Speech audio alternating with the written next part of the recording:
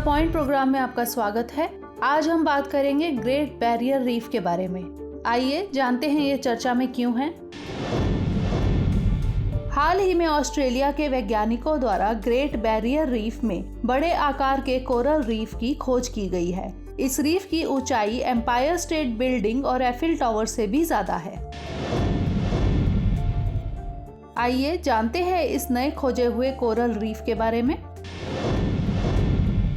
Australia के वैज्ञानिकों द्वारा ग्रेट बैरियर रीफ में खोजे गए कोरल रीफ की लंबाई लगभग 500 मीटर और चौड़ाई 1.5 किलोमीटर है। यह समुद्र की सतह से 40 मीटर नीचे और ग्रेट बैरियर रीफ के छोर से लगभग 6 किलोमीटर की दूरी पर है। 2016 में ग्रेट बैरियर रीफ का उत्तरी भाग कोरल ब्लीचिंग से प्रभावित हुआ था, लेकिन इस नई खोजी गई प्रवाल भित्ति अथवा मूंगे की चट्टान को कोरल ब्लीचिंग से भी किसी भी प्रकार का नुकसान नहीं हुआ है। आइए जानते हैं ग्रेट बैरियर रीफ के बारे में। ग्रेट बैरियर रीफ अपने व्यापक, विविध, भव्य और सुंदर प्रवाल भित्ति पारिस्थितिकी तंत्र के लिए जाना जाता है। यह प्रवाल भित्तियों का विश्व का सबसे बड़ा संग्रह स्थल है। ग्रेट बैरियर रीफ में 400 प्रकार के प्रवाल, 1500 मछलियों की प्रजातियां और 4000 प्रकार के सीप पाए जाते हैं। यह डगोंग और बड़े आकार के हरे कछुए जैसी प्रजातियों के निवास स्थान के रूप में भी जाना जाता है।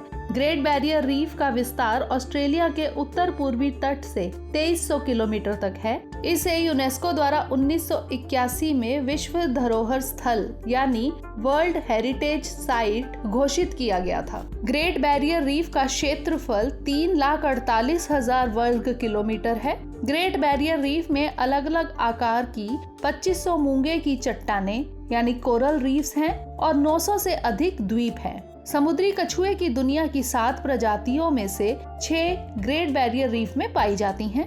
ग्रेट बैरियर रीफ का रेन आइलैंड दुनिया के सबसे बड़े हरे कछुए का प्रजनन स्थल है। आइए जानते हैं कि कोरल रीफ क्या है।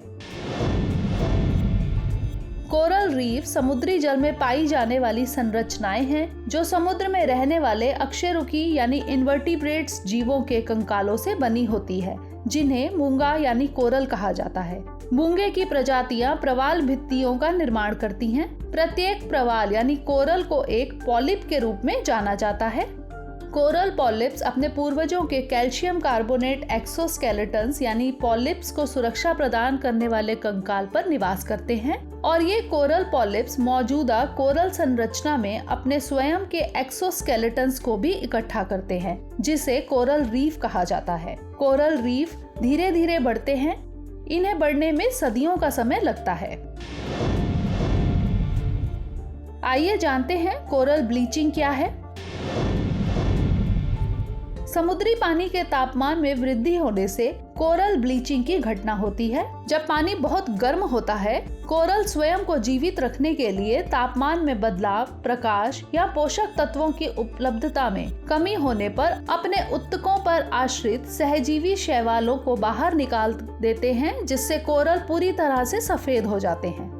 इसे कोरल ब्लीचिंग कहा जाता है। कोरल ब्लीचिंग में कोरल नष्ट नहीं होते हैं। कोरल इस घटना से बच सकते हैं, लेकिन जरूरत से ज्यादा ब्लीचिंग होने और शैवालों की मात्रा में लगातार गिरावट आने पर कोरल नष्ट हो सकते हैं। आइए बढ़ते हैं आज के प्रश्न की ओर। निम्नलिखित कथनों पर विचार कीजिए।